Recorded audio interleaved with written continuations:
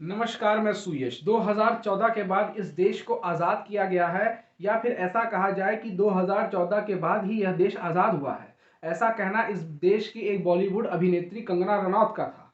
कंगना रनौत के इस बात को कहने के बावजूद भी इस देश में सत्ताधारी पार्टियां जो भी हैं, और इस देश में सत्ताधारी जो भी नेता हैं, और जिस भी संगठन से इस देश की सत्ता चलाई जाती है, उस संगठन ने या उस सत्ता ने उस महिला के ऊपर कोई एक टिप्पणी भी नहीं की। ना ही यह कहना जरूरी समझा कि जो बात कंगना रनौत ने इस देश में कही है कि 2014 के बाद ही असली आज़ादी मिली है, वो बिल्कुल ही बिल्कुल गलत है। अगर 2014 के बाद आज़ादी मिली है तो बनारस जैसे शहर में आज़ादी का अमृत महोत्सव इतनी जोर शोर से क्यों चलाया जा रहा है? आज़ादी का 75वां अमृत महोत्सव पूरे देश में चलाया जा रहा है। और अब तो 2022 का जो बजट 1 फरवरी को पेश किया गया, उसमें भी ये कह दिया गया कि भारत का जो बजट दिया गया है वो अमृत बजट है। 2014 में जब प्रधानमंत्री नरेंद्र मोदी शपथ ले लेते हैं तो इस देश में एक नई उम्मीद जगती है। 2 अक्टूबर को वे स्वच्छ भारत अभियान की शुरुआत भी करते हैं। मानो लगता है कि इस देश में स्वच्छता की लहर दौड़ पड़ेगी। दोस्तों, स्वच्छ भारत अभियान के एक चश्मे से एक आंख में लिखा रहता है स्वच्छ, दूसरे आंख के दूसरे चश्मे से लिखा रहता है भारत। यानी जिस आंख से स्वच्छता है वहां पर भारत नहीं दिखाई देता है, और जहां पर भारत दिखता है वहां पर स्वच्छता नहीं दिखाई देती है।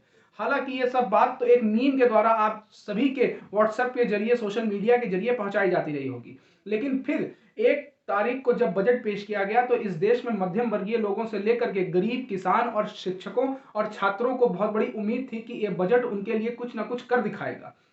लेकिन 2014 के बाद का सबसे कम समय का यह बजट रहा, सबसे कम बोला गया। मात्र 92 से 93 मिनट में बजट को पढ़ के खत्म कर दिया गया। मानो लग रहा था कि संसद भवन में कोई रामायण का पाठ पढ़ रहा हो। कुछ कुछ समय पे तालियां बजती हुई दिखाई दे रही थी, और उसके बाद अमृत बजट बोल करके, अमृत महोत्सव का अमृत बजट बोल करके पूरे बात को खत्म कर दिया गया। 2015 में जब इस देश का आम बजट पेश किया गया था तो यह कहा गया कि इस देश में 2019 तक 100 स्मार्ट सिटीज बना दी जाएंगी। ठीक है, 2019 के अंत में कोरोना आ गया। यह कहा गया कि यह कोरोना का बहाना है जिसके चलते यह देश में थोड़ी रफ्तार धीमी हो गई विकास की। लेकिन फिर याद रखिएगा, 2019 में सबसे पहले कोरोना भारत में नहीं आया था। 2020 के 30 जनवरी को सबसे पहला कोविड का पेशेंट पकड़ा गया था। इस बात को ध्यान में रखिएगा। और उसके बाद 22 मार्च 2020 को इस देश में लॉकडाउन लगा दिया गया था। 2015 में पेश किए गए आम बजट में स्वच्छ भारत अभियान, स्वच्छ Bharat mission, Ganga mission, 100 smart cities, किसानों की 2022 में आय दोगुनी हो जाना, और 2014 के चुनावी भाषणों में यह कहना कि इस देश में हर साल 2 करोड़ रोजगार दिए जाएंगे। 2 करोड़ रोजगार की बात भी करना। इस देश के शिक्षकों और छात्रों को यह कहना कि उनके शिक्षा की व्यवस्था को और सुधार दिया जाएगा। लेकिन ऐसा कुछ भी देखने को नहीं मिला। 2 साल की लंबी पढ़ाई को बर्बाद करने के बाद इस देश की सरकार जागते हुए यह दिखाई दी, और यह बजट में कहते हुए दिखाई दी कि इस देश में एक चैनल चलाया जाएगा, 1 नेशन 1 चैनल। यानी कि 2 साल जब पढ़ाई बर्बाद हो गया, तब इस देश की सरकार को समझ में आया कि इस देश के शिक्षकों और छात्रों के लिए कुछ करना है जिससे उनकी शिक्षा बर्बाद ना हो। अच्छी बात है। लेकिन यह भी कहा गया कि इस देश में 80 लाख प्रधानमंत्री आवास योजना के तहत घर बनाए जाएंगे। जो 6 करोड़ मकान पहले बनने थे, उन 6 करोड़ मकानों का हिसाब किधर है? जहां स्वच्छ भारत अभियान पे जितने पैसे खर्च करने थे, उन स्वच्छ भारत अभियान पे कितना पैसा खर्च करके इस देश को कितना स्वच्छ किया गया, इसका जवाब किधर है? आज भी इस देश में गांवों गांवों में जो शौचालय बनाए गए हैं, याद करिए वो दौर और वो समय कि जिस समय खूब डंका पीटा गया कि इस देश में 100% स्वच्छता मुक्त हो चुका है, मतलब स्वच्छ हो चुके हैं हम लोग, और सैनिटाइजेशन मुक्त हो चुका है ये भारत। कोई भी खुले में नहीं जाता है। लेकिन यदि खुले में जाते हुए देखना चाहते हैं तो आप जो मुझे सुन रहे हैं और जो गांव से जुड़े हैं, वो अपने अगल बगल देख सकते हैं। जिनके घर में शौचालय है वो ना दिखें, लेकिन जिनके घर में शौचालय नहीं है वो जरूर देखें कि वे लोटा लेकर के आज भी खेत में जाते हैं या नहीं जाते हैं। वे लोटा को लेकर के रेल की पटरी पर जाते हैं या नहीं जाते हैं। फिर जब इस देश में ये लोटा लेकर के जाने की परंपरा आज भी 21वीं सदी के 2022 में दिखाई देती है, तब ये बात पे सरकार कैसे टंका पीट सकती थी कि इस देश में शौच मुक्त पूरी तरह से ये भारत देश हो चुका है। दोस्तों ध्यान दीजिए, 2015 में यह कहा गया कि ये 2022 तक का बजट बनाया जा रहा है, और दूरदर्शी बजट है, बहुत ही लंबा समय के लिए बजट है। 2022 में मानो कि जैसे दुनिया बदल चुकी होगी, भारत देश बदल चुका होगा। लेकिन 2015 से सफर तय करते करते अब जब 2022 पे आए हैं तो मालूम यह चलता है कि इस देश में सबसे ज्यादा बेरोजगारी है, शिक्षा व्यवस्था सबसे खराब स्तर पर है, इस देश में स्वास्थ्य व्यवस्था की कोई अच्छी सुविधा नहीं लगाई गई है, बेरोजगारों को रोजगार कैसे दिया जाए इसका कोई आंकड़ा नहीं है।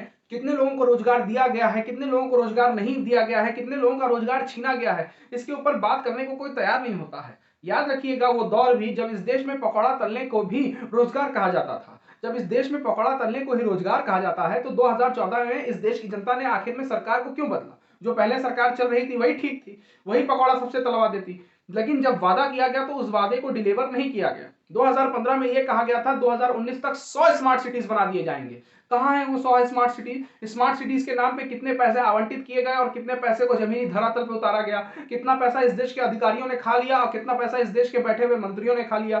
कोई इस बात का जवाब नहीं है। इस देश में यह कहा गया था कि एमएसपी की गारंटी बनाई जाएगी। एमएसपी की गारंटी आज तक नहीं बनी है। किसान आंदोलन, भारत की आजाद के बाद जो सबसे बड़ा आंदोलन अब तक का कोई चला है तो वह किसान आंदोलन है। और इस किसान आंदोलन में भी यह कहा गया कि एमएसपी की गारंटी दे दी जाएगी, लेकिन एमएसपी की गारंटी अभी तक नहीं दी गई, कमेटी कोई भी नहीं बनाई गई। जरा अपने दिमाग से सोचिए, इतना कुछ कहने के बावजूद भी इस देश की बजट में मिला क्या? तो घंटी बजाओ। यह कहा गया कि 2047 तक का बजट है, फिर से दूरदृष्टि का बजट है। या तो 2022 पहले आ गया है या तो हम लोग 2047 में जल्दी पहुंच जाने वाले हैं। यानी कि जो भारत में कहा गया था कि अच्छे दिन आएंगे, तो उस अच्छे दिन को देखने के लिए और उस अच्छे दिन को अपनाने के लिए हम सभी को 2047 तक का इंतजार करना पड़ेगा। तो सब कुछ काम धंधा छोड़ के हम लोग को 2047 की तरफ देखना चाहिए। वर्तमान संभल नहीं रहा है, आप इतिहास को बदलने की बात करते हैं और भविष्य आप देखना चाहते हैं। इस देश में जवाहरलाल नेहरू और राजीव गांधी दूरदृष्टि प्रधानमंत्री माने जाते थे।